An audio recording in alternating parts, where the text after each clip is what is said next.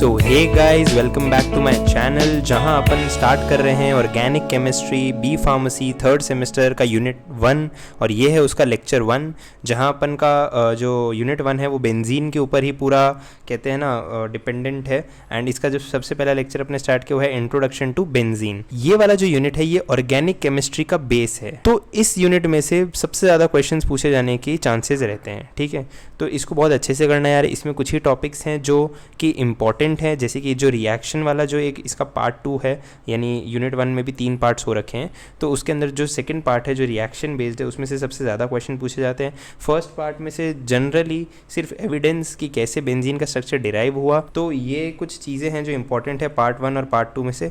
And ऐसे part 3 भी आगे जो अपन करेंगे उसमें मैं तुम्हें बता दूंगा। तो चलिए यार स्टार्ट करते हैं बिना किसी देरी के।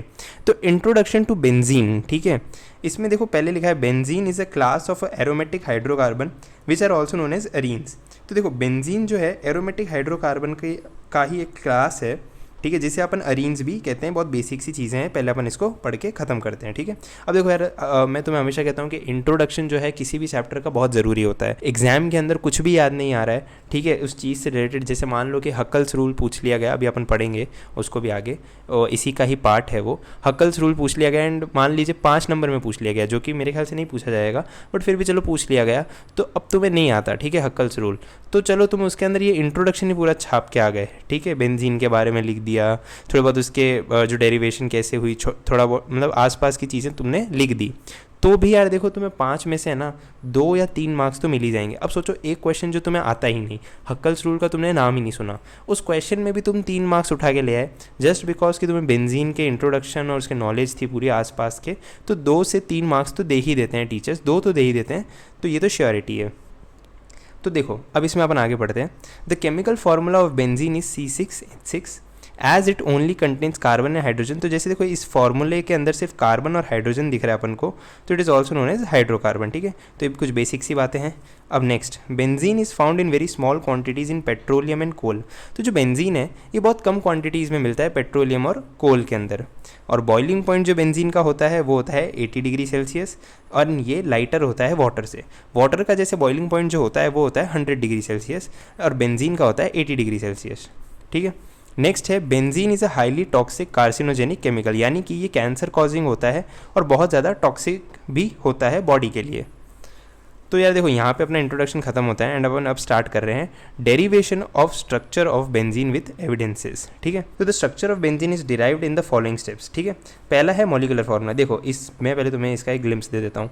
Derivation of structure of benzene जो ये चीज़ है, इसके अंदर टोटल अपन है ना 7, ठीक है, टोटल अपन 7 पढ़ेंगे ऐसे स्टेप्स। ठीक है, जिसमें पहला स्टेप जो है वो है मॉलिकुलर फार्मूला। ठीक है, ऐसे ही अगला स्टेप है इसका जो है कि स्ट्रेट चेन नहीं पॉसिबल है, तीसरा स्टेप जो है कि साइक्लिक कैसे हुआ, चौथा, ऐसे अलग अलग स्टेप्स हैं। पहला इसमें है मॉलिकुलर फार्मूला कैसे डिराइव हुआ।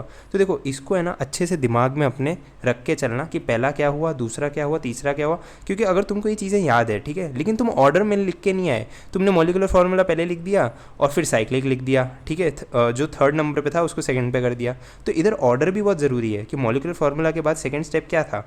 ठीक है, तो वो था स्ट्रेट चेन कैसे, मतलब स्ट्रेट चेन नहीं होता है बेंजीन का स्ट्रक्चर, तो वो एक सेकंड है उसका स्टेप। फिर 3rd है कि साइक्लिक ही क्यों होता है। तो चलिए स्टार्ट करते हैं मॉलिकुलर फार्मूला स्टेप 1 से। तो जैसे देखो इसमें लिखा है C6H6 is calculated by elemental analysis and molecular weight determination method, यानी कि ये elemental analysis and molecular weight determination ये कुछ मेथड्स हैं, इनकी वजह से अपन इसको कैलकुलेट कर पाते हैं। तो ये आज भी देखो यार ये जो वेट करके और इसका एनालिसिस करके कई अपन ऐसे कंपाउंड्स हैं जिनका मॉलिकुलर वेट या मॉलिकुलर फार्मूला वो निकालते हैं। ठीक है, तो ये दोनों लैब टेक्निक्स हो गई।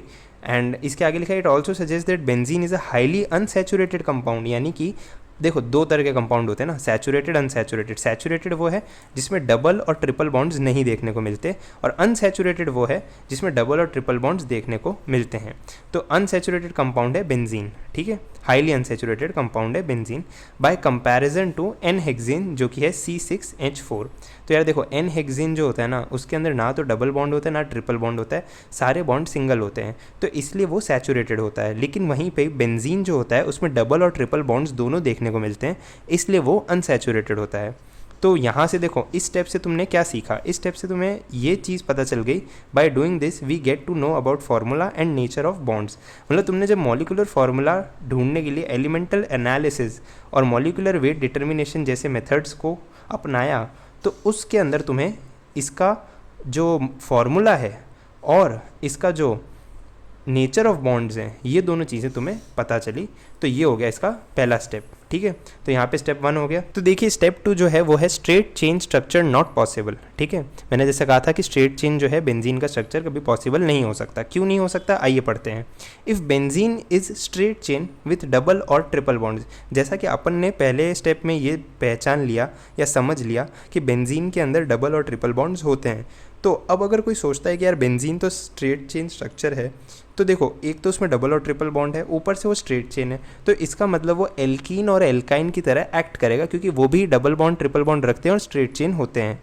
तो अगर वो एल्कीन और एल्काइन की तरह एक्ट करेगा, अगर स्ट्रेट चेन है डबल और ट्रिपल बॉन्ड के साथ, तो वो एल्कीन और एल्काइन की रिएक्शंस भी देगा, जो भी एल्कीन और एल्काइन अपनी रिएक्शंस देते हैं। लेकिन ऐसा होता नहीं है। बेंजीन को अगर एल्कीन और एल्काइन जैसी रिएक्शंस के अंदर पार्टिसिपेट करवाया जाए तो अपन को वहाँ पे नो रिएक्शंस देखने को मिलती है। तो आइए एक बार इसको पढ़ लेते हैं कि if benzene is a straight chain with double और triple bonds it should behave like alkene और alkyne, but benzene do not show reactions of alkenes और alkynes in practical as follow. अब देखो 3 रिएक्शंस तुम्हें अपने दिमाग में रखनी है। क्या रिएक्शंस है वो? Benzene react when react with, ये व्हेन रिएक्ट विथ का होता है, benzene when react with Br2 या CCl4, ठीक है, Br2 CCl4 यानी ब्रोमीन कार्बन टेट्राक्लोराइड, इसके साथ जब रिएक्ट करेगा बेंजीन तो नो रिएक्शन देगा। Benzene when react with dilute cold KMnO4, तो डाइल्यूट कोल्ड KMnO4 के साथ जब ये रिएक्ट करेगा तो ये भी नो रिएक्शन देगा। और बेंजीन जब हाइड्रोलाइसिस कराएंगे अपन इसका या वाटर के साथ इसकी रिएक्शन कराएंगे तब भी नो रिएक्शन देखने को मिलेगी। तो इस स्टेप से अपन को क्या कंक्लूजन मिला वो मैंने यहाँ पे साइड में लिख दिया है।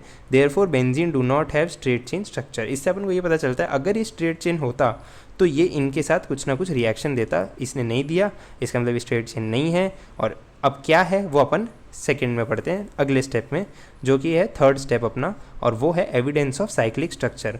अब देखो सबको पता था कि यार ये स्ट्रेट चेन तो नहीं है, ठीक है। अब स्ट्रेट चेन नहीं है तो क्या साइक्लिक है। अब साइक्लिक क्यों है उसका एविडेंस है ये थर्ड स्टेप। तो थर्ड स्टेप में लिखा है in a substitution reaction when benzene is substituted with bromine in the presence of FeBr3, ठीक है, इट गिव्स मोनोब्रोमोबेंजीन। यानी कि एक सब्सटीट्यूशन रिएक्शन चलाई गई जिसमें बेंजीन जो था उसमें सब्सटीट्यूटेड मतलब इज सब्सटीट्यूटेड विथ ब्रोमीन, ठीक है, वो सब्सटीट्यूट करवाया गया ब्रोमीन से। यानी कि बेंजीन के अंदर एक हाइड्रोजन उड़ गया और उसकी जगह ब्रोमीन का एक मॉलिक्यूल आके जुड़ गया, ठीक है। और वो भी किसकी प्रेजेंस में? FeBr3 की प्रेजेंस में, आयरन ब्रोमाइड। इट गिव्स मोनोब्रोमोबेंजीन, ठीक है। तो कैसे? तो देखो C6H6 जो बेंजीन था उसमें Br2 मिलाया ब्रोमीन, FeBr3, ठीक है। और FeBr3 में अब हुआ क्या, यहाँ से एक H निकला, ठीक है, और यहाँ से एक Br निकला, तो एक H निकला एक Br निकला, तो मिल के क्या बन गया HBr। तो HBr तो निकल गया रिएक्शन के अंदर, ठीक है। अब जो एक H बचा जैसे C6H5, ठीक है, तो एक मतलब H तो निकल गया, तो उसकी जगह खाली हो गई। उसकी जो जगह खाली हुई उसको भर दिया इस बचे हुए Br ने। देखो मैं तुम्हें बहुत सिंपल समझाता हूँ, 2 Br थे अपने पास, ठीक है, यहाँ से एक H निकला, एक Br को लेके रफू चक्कर हो गया, ठीक है। अब जब जो एक इंच निकला उसकी जगह खाली हो गई, तो इधर जो 2 Br थे एक तो निकल लिया, अब जो एक बचा वो जाके उसकी खाली जगह पे जुड़ गया, तो बन गया C6H5Br। C6H6 था, एक हाइड्रोजन Br लेके भग लिया, C6H5 बच गया, तो C6H5Br हो गया मोनोब्रोमोबेंजीन, ठीक है। तो इसने ये रिएक्शन दे दी, और ये रिएक्शन दे दी तो इससे ये समझ आ गया कि ये साइक्लिक स्ट्रक्चर है। तो this reaction suggested that only one monobromobenzene no other isomeric products. तो ये कुछ पॉइंट्स हैं जो याद रख लेना, बट इससे ये पता चल गया कि हाँ ये साइक्लिक स्ट्रक्चर है। तो चलिए यार अब अपन फोर्थ स्टेप की तरफ चलते हैं, जहाँ पे फोर्थ स्टेप है केकुलेज स्ट्रक्चर। तो यार देखो एक साइंटिस्ट थे जिनका नाम था ऑगस्ट केकुले, ठीक है। उन्होंने 1865 में क्या किया था, उन्होंने ये बताया था कि जो बेंजीन है, ठीक है, जो एक तरह का साइक्लिक प्लेनर स्ट्रक्चर है जिसमें 6 कार्बन होते हैं, अल्टरनेट डबल बॉन्ड और सिंगल बॉन्ड, तो उन्होंने इसका एक स्ट्रक्चर अपन को बना के दिया था कि ये ऐसा दिखता होगा। तो जैसे एक बार अपन पढ़ लेते हैं कि in 1865 August Kekule suggested benzene which contain a cyclic planar structure of 6 carbon with alternate double bond and single bond. तो जैसे देखो एक ये स्ट्रक्चर हो गया, ठीक है, जिसमें देखो ये 1 2 3 4 5 6 कार्बन है, डबल बॉन्ड, फिर सिंगल बॉन्ड, फिर डबल बॉन्ड, फिर सिंगल बॉन्ड, फिर डबल बॉन्ड, और इसको हाइड्रोजन दिखा दिया गया। फिर इसको अपन ऐसे भी बना सकते हैं, 6 कार्बन है, फिर double bond, single bond, double bond, single bond, double bond, single bond, और ये हाइड्रोजन है। और इसका एकदम नॉर्मल बेसिक स्ट्रक्चर बनाया जा सकता है। तो ये हो गया नॉर्मल जो तुम डे टू डे लाइफ में बेंजीन बनाया करते हो। तो basically it was a 135 cyclo hex triene, ठीक है, साइक्लो हेक्स ट्राईइन।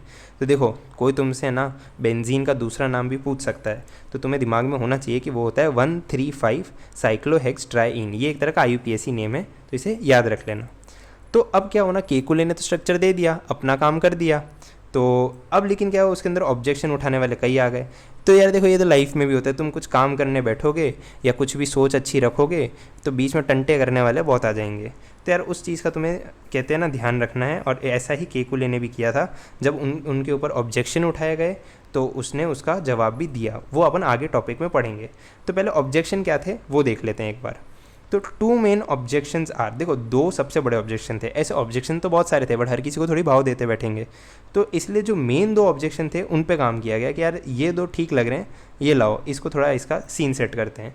तो देखो ऑब्जेक्शन जो था पहला जो था वो था, if this is the structure of benzene then there should be 2 ortho products और isomers given by benzene when undergo bromination.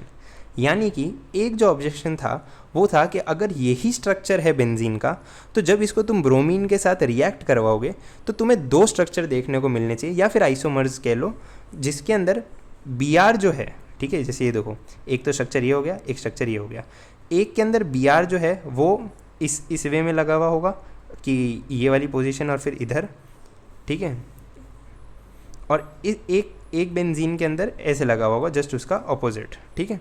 तो ये 2 स्ट्रक्चर्स अपन को देखने को मिलनी चाहिए, ये था ऑब्जेक्शन। तो देखो यहाँ पे क्या लिखा है, so theoretically 2 types of dibromo benzene में formed but practically only 1 product is forming.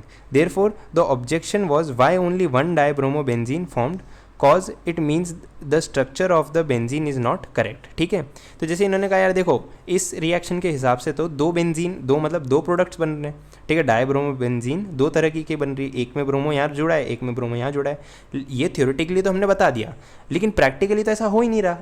Practically तो सिंपल एक बेंजीन का प्रोडक्ट बन रहा है, ठीक है।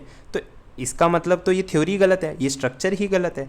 अगर तुम स्ट्रक्चर सही कर दोगे तो 2 बन जाएंगे, अगर तुम स्ट्रक्चर सही कर दोगे तो 1 बन जाएगा, सॉरी, तो अगर तुम स्ट्रक्चर सही कर दोगे तो 1 बन जाएगा, और तुम्हारे स्ट्रक्चर के हिसाब से चलें तो 2 बन रहे हैं, एक में Br यहाँ जुड़ा हुआ है, एक में Br यहाँ जोड़ दो, क्योंकि ये भी गलत नहीं, ये भी गलत नहीं, ठीक है। तो ये एक तरह का ऑब्जेक्शन था। तो जो 2 ऑब्जेक्शन उन्होंने पे लगाए थे उसमें से जो दूसरा ऑब्जेक्शन था वो था कि second objection was why benzene with 3 double bonds did not give addition reaction like alkenes, ठीक है।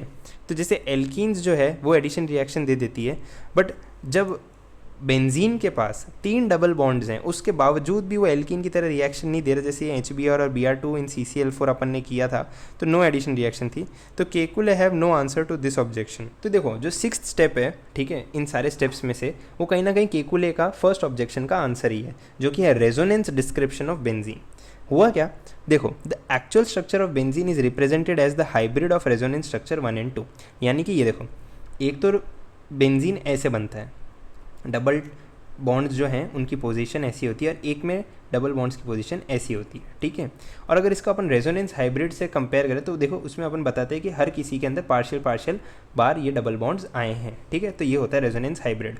तो वी ऑल्सो फाइंड दैट जो सिंगल बॉन्ड लेंथ होती है वो होती है 154 एमस्ट्रॉन्ग, ठीक है, जो डबल बॉन्ड लेंथ होती है वो होती है 134 एमस्ट्रॉन्ग, और जो इन बिटवीन कहीं पे है तो 140 एमस्ट्रॉन्ग इसका आता है हाइब्रिड का, ठीक है। तो देखो यहाँ क्या लिखा है कि as we know resonance hybrid is more stable that of its resonance structure, so due to the resonance benzene has high stability and so pi bond resist breaking, ठीक है।